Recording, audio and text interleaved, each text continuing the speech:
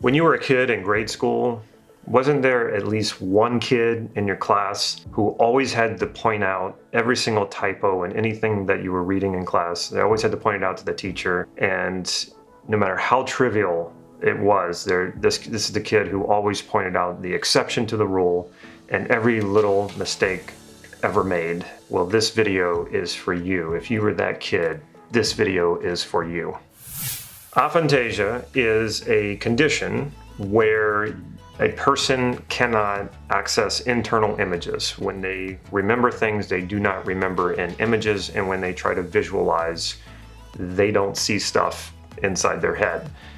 Does that sound like you? Every time I do a video about visualization, which is important in NLP because we do a lot with visualization, every time I make one of these videos, I always get someone commenting, well, what about aphantasia? And I'm like, okay, well, what about it? Because it's not a common condition. Now, I do get some people who come to me wanting help. They say, I have this, and I'll talk a little bit more about this later, but some people do, they're well-meaning, they're not trying to, be that exception to the rule or pointing some, sort of exception out to me. They're genuinely wanting help, and they wonder if I can help them. So again, I'll talk more about that later in the video. So for those of you who keep posting those comments, well, what about aphantasia? You can stop now, because I'm finally making a video about it. So I'm finally addressing it. Now, I know it's not going to stop because not everybody's going to see this video. So I know I'm still going to get these comments. That's okay. I'm not really upset about this. Anytime somebody comments, even if it's a negative comment, I'm happy that you comment. So speaking of that, if you find yourself liking this video, make sure you give it a thumbs up. Feel free to comment in the comment section down below. Ask me a question. I respond to every single one of your comments and questions, so feel free to do that. If you haven't already subscribed to this channel, make sure you hit that subscribe button and the bell so you'll be notified when I put new videos out. And as always, I give away free stuff with every video. However, I couldn't think of anything that I could give away that had to do with aphantasia. So what did I do? Well, when you look in the description down here below, right under the video, you will find a list of free stuff that I give away. I'm just gonna put a whole big thing there, and you can just sort it out, whatever it is that you want.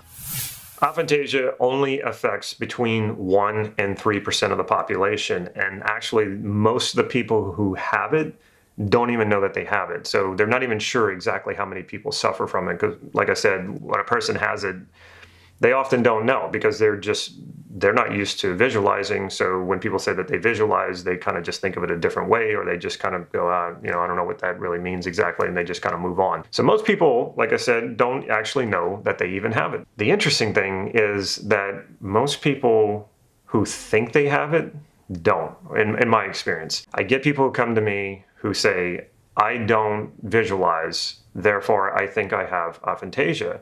And when I'll ask them, I'll say, have you been diagnosed by a doctor? And they'll say no. So right away, I'm a little skeptical of that. I'm not saying that the person doesn't suffer from that, but until they have a diagnosis, an expert who sits with them and tests them somehow to find out for sure, it's kind of up in the air. I think a lot of people think they have it because they struggle to visualize, and that's a different story. I have worked with many people who struggle to visualize. And once I work with them a little bit, the visualizing becomes a lot easier. Now, let me say this too. I'm in general a visual person. Whenever it comes to my primary representational system, which is what we refer to the different ways in which we represent information internally. This is how we refer to it in neurolinguistic programming. I am more often a I use visual representation than anything else. Some of that is just natural for me, and some of that has been cultivated, because you can cultivate your ability to visualize. And why would you want to do that? Well, you can access a lot more information simultaneously when you do it visually versus any other modality. So for example, if I look at a painting, or you look at a painting, how many colors do you see all at once? Well, every single color that's in the painting, and that could be between 7 and 10 colors, and you can recognize them all at once. Well, imagine if 7 to 10 people were trying to talk to you all at once. How many could you actually make sense of? Probably nothing. You'd probably just hear a bunch of garbled, blah, blah, blah, blah. You don't even know what it is. If I heard 2 people talking to me at one time, I can't even process that. I'm not a very auditory person. There actually are some people who can do that. I'm not one of them. And a lot of people can't. The same thing with touch, proprioception. Once you feel a certain amount of touches at one time, it becomes really hard to know, well, what was the touch, where was it, and what kind of touch was it. So again, it gets confusing, but the visual modality is the one that you can really simultaneously connect with a lot. And also what visual is really good for, it's also good for seeing things from a distance before they don't have to be so close to you. So like, for example, there could be many different types of danger that could be coming at you, so you can spot that visually from a distance and then do something about it. However, if you've ever heard a sound once, you usually don't know where it's coming from. You hear a strange sound in your house and you go, whoa, what was that and where did it come from? There's a lot that's missing there, and something could creep up on you very quickly if you're only going by sound. And then the same thing with touch. If the touch is the trigger to let you know that there's danger around, well, it's already too late, because it's whatever the danger is, it's right up on you. So again, visualizing, it's very important to be able to visualize well. And for the sake of NLP and NLP processes that we do, using visualization as a place where you can sort of pour in a lot of information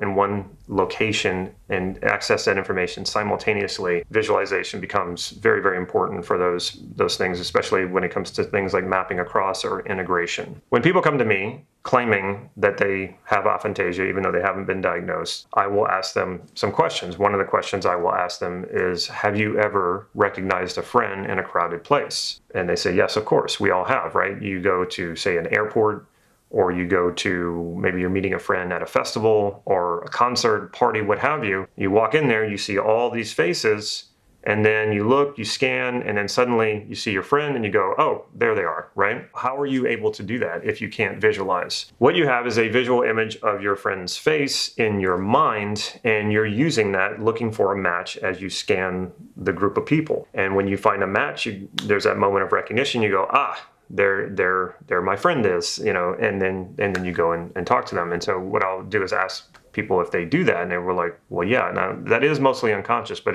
when you take the time to think about it, how you actually recognize people, you'll find that there is a visual image of that person in your mind. So if you think you don't visualize, try that. Think about a time when you had to meet a friend somewhere where there was a lot of other people, and how were you able to recognize that person? Now, I have asked someone who has been diagnosed with aphantasia if they were able to do that, if they were able to recognize friends and family members. Now, I don't know for sure if this person was actually diagnosed. They could have been lying to me. This was all done on the internet. I have no way to verify that they had aphantasia, but he sounded sincere.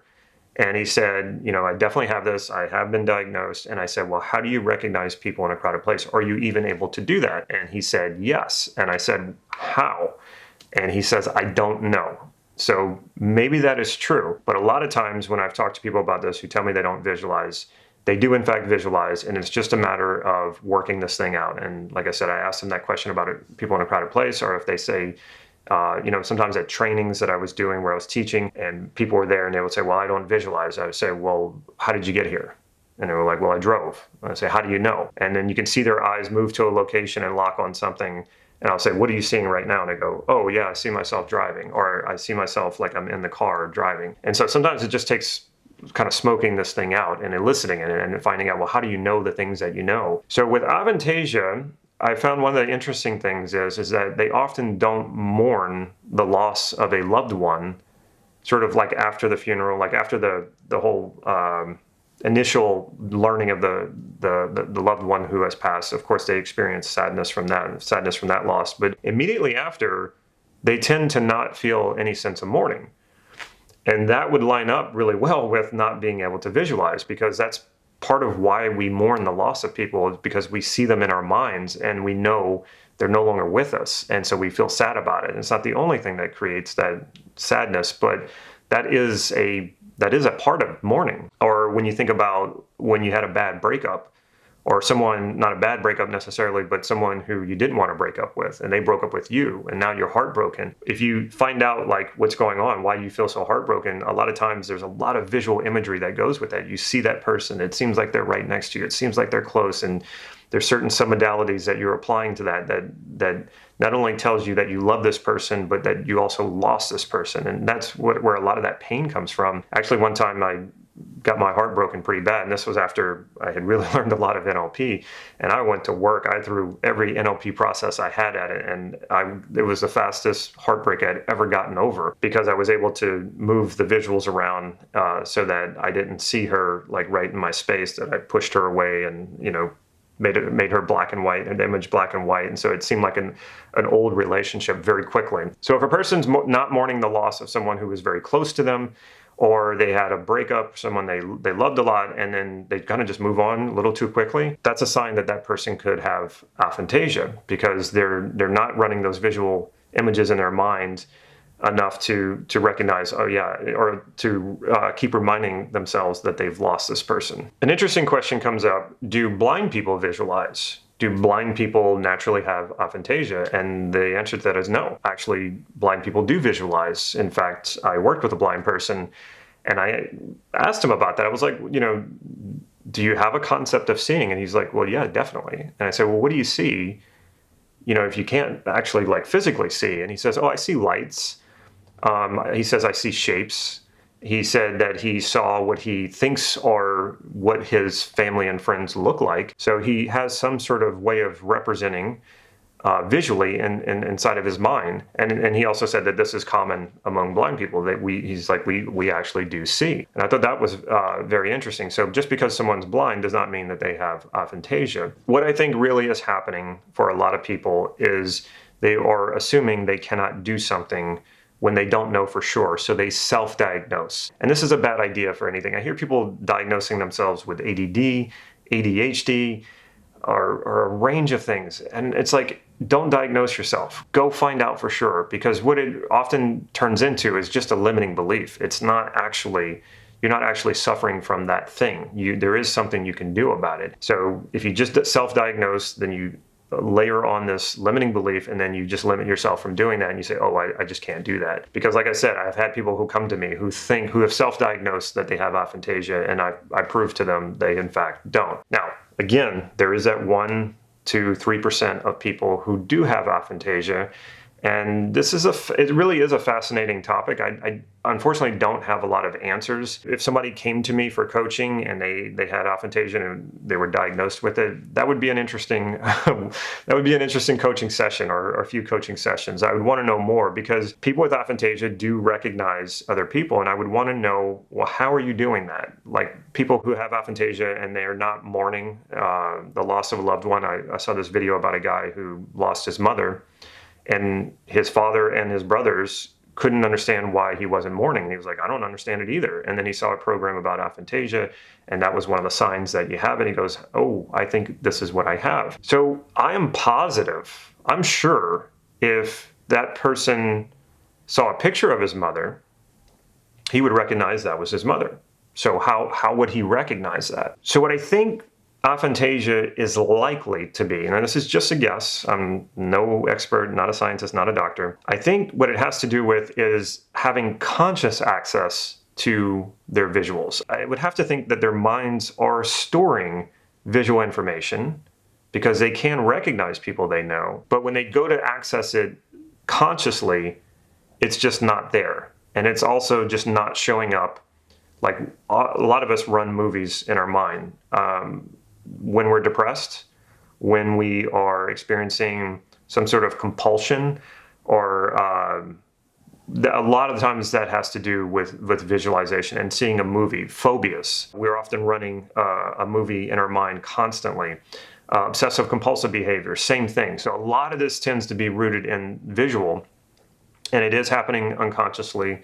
We don't realize it's happening. All we're experiencing consciously are the negative feelings that come from it. And that's why it feels like it's out of our control. It's really just unconscious. So what I think aphantasia is, and this is just guessing, I'm not a scientist or a doctor or an expert on this, and I look forward to finding out more information about this as they study it. I would have to think that aphantasia is some sort of disconnect between unconscious stored imagery and conscious access to it. And because there's no conscious access to it, I would say that a person with aphantasia probably doesn't run movies and images normally, like normal people do. But there has to be some sort of storage of visual information. And if they didn't, then it doesn't make sense to me how they could ever recognize anything visually. Anything that's familiar to them, anything that they know. It would seem to me that they would have to. The only way that they could recognize it is through one of the other five senses, or a combination of the other five senses. So it'd be interesting to know what we discover about this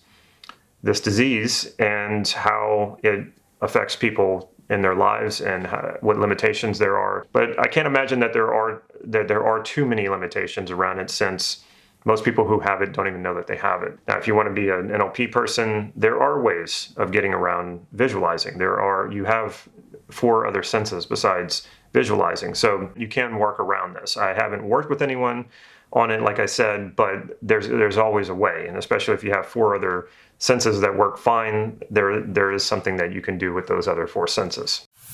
If you like this video, make sure you give it a thumbs up, and if you haven't already, make sure you click that subscribe button and the bell so you'll be notified when I put new videos out. And like I said, I'm always giving away free stuff in my videos, and because I didn't really have a good free thing to give away that has to do with Aphantasia, I just put a big chunk of free stuff in the description box right here down below. Make sure you take advantage of that. And also, one more reminder to not self-diagnose. Go to a doctor, go to an expert. Make sure that you know the truth and get some answers on what it is that you might be experiencing. Don't just assume it's some sort of disease and then layer in a limiting belief. That's not going to help you. So reach out, find out more information about it, and get an expert to assess you, or a doctor to diagnose you. And certainly, last but not least, if you can think of a friend or a family member who would benefit from this video, make sure you share it with them, and take care.